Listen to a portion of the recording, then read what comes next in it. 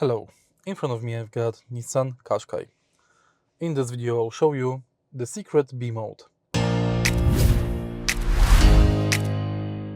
Thanks to this video you will master how to regenerate energy with braking. In the beginning, let's take a look in the center of the car. As you can see on the gearbox shifter, we've got D/B mode. B stands for regenerative braking.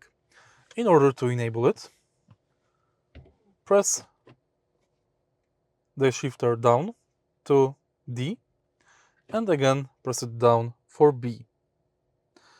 Regenerative braking is now enabled. This function basically enhances regenerative braking capabilities without activating E-pedal. It's perfect for long descents or highway off ramps. Think of it like engine braking in manual, but you're getting free electricity. If you find this video helpful, please leave like, comment and subscribe.